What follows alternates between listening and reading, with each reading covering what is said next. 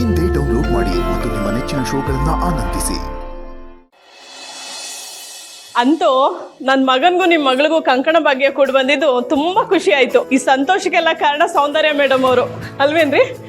ಅರ್ಚಕ್ರೆ, ತಾಂಬೂಲ ಬದಲಾಯಿಸ್ಕೋಬೋದಾ? ಖಂಡಿತವಾಗಿ. ಹಾ ಬನ್ರಿ. ನಿಲ್ಸಿ.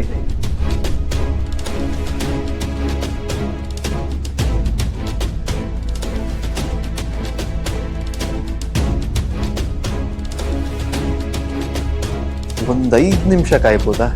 ಯಾಕಪ್ಪ ಚಿರು, ಯಾರಾದ್ರೂ ಬರೋರಿದಾರ?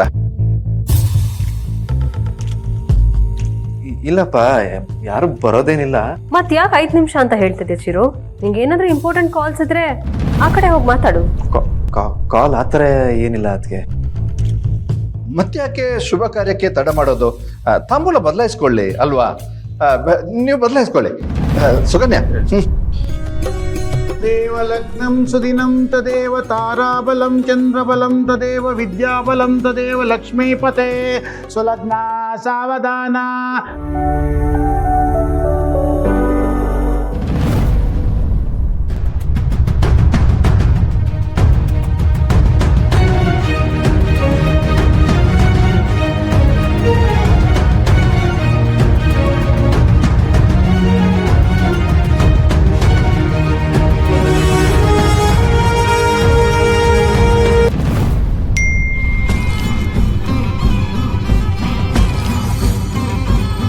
I am very sorry Chiru.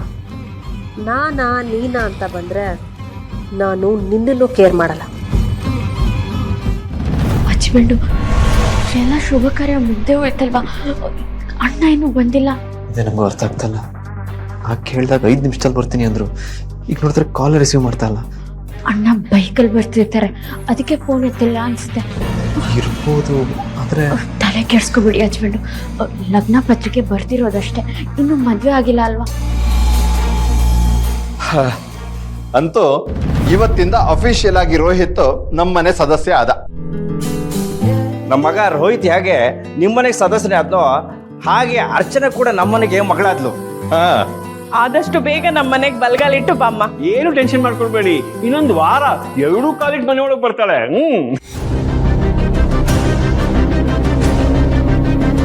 ಅಂದಹಾಗೆ ನಿಮ್ಮೆಲ್ಲ ಹತ್ರ ನನ್ನೊಂದು ರಿಕ್ವೆಸ್ಟ್ ಇದೆ. ಅರ್ಚನಾ ಹತ್ರ ಪ್ರೈವೇಟ್ ಆಗಿ ಏನಾದ್ರು ಮಾತಾಡ್ಬೇಕಾ? ಇಲ್ಲ, ಅದು ಅರ್ಚನಾಗೆ ಒಂದು ರಿಂಗ್ ತೋರ್ಸೋಣ ಅಂತ ಅನ್ಕೊಂಡಿದ್ದೀನಿ.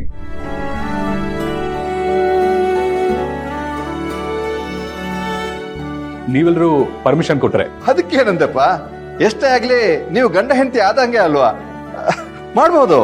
Thank you sir. ರಿಂಗ?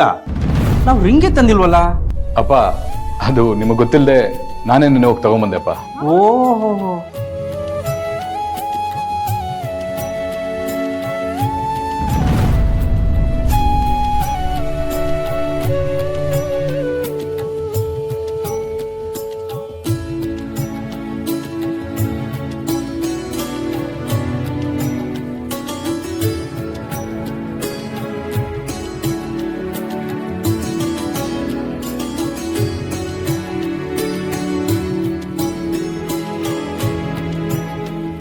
ನನ್ನ ಮದುವೆ ಆಗಿ ನನ್ನ ಲೈಫಲ್ಲಿ ಬೆಳಕಾಗಿ ಬರ್ತೀರಾ? ನಿಮ್ಮನ್ನ ಕಂಡ್ರೆಪ್ಪೆ ಥರ ಜೋಪಾನವಾಗಿ ನೋಡ್ಕೋತೀನಿ. Will you marry me?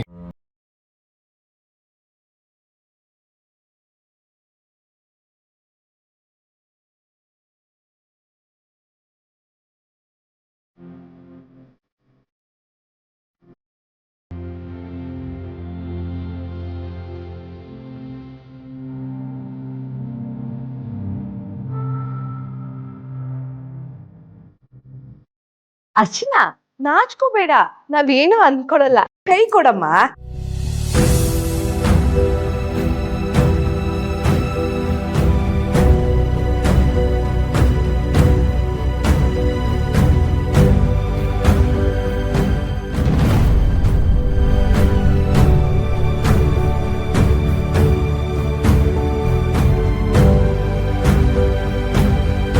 So sorry, ನಿಮ್ಮ ಬೆರಳು ಸೈಜು ನನಗೆ ಸರಿಯಾಗಿ ಗೊತ್ತಾಗ್ಲಿಲ್ಲ.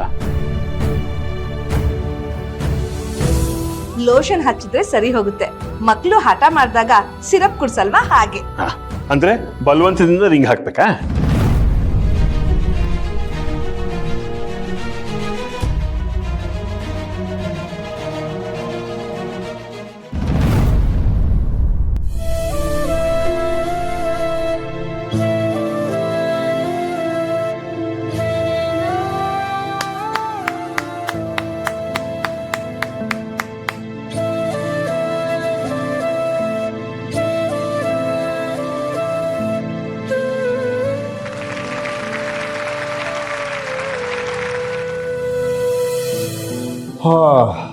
ಏನೋ ಮೌಂಟ್ ಎವರೆಸ್ಟ್ ಹತ್ತಿದ್ರು ಇಷ್ಟೊಂದು ಕಷ್ಟಪಡ್ತಿಲ್ವಲ್ಲೋ. ಆಫ್ಟರ್ ಆಲ್ ಒಂದು ಉಂಗುರ ಹಾಕಕ್ಕೆ ಇಷ್ಟೊಂದು ಕಷ್ಟಪಟ್ಬಿಟ್ಟಲ್ಲಪ್ಪ.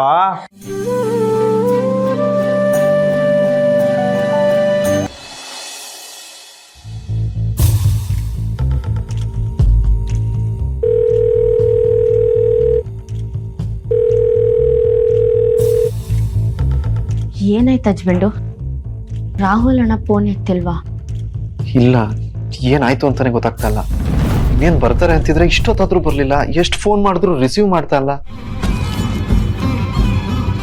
ಅವ್ರನ್ನ ಇಷ್ಟಪಡ್ತಿದ್ದಾಗ ನಾನೇ ಅಪೋಸ್ ಮಾಡ್ತಾ ಇದ್ದೆ. ಆದರೆ ಯಾವಾಗ ರಾಹುಲ್ ಅವ್ರ ಪ್ರೀತಿನೇ ತ್ಯಾಗ ಮಾಡಿದ್ರು ಅವ್ರ ಮೇಲೆ ನನಗಿದ್ ಕೋಪ ಎಲ್ಲ ಹೊರಟೋಯ್ತು.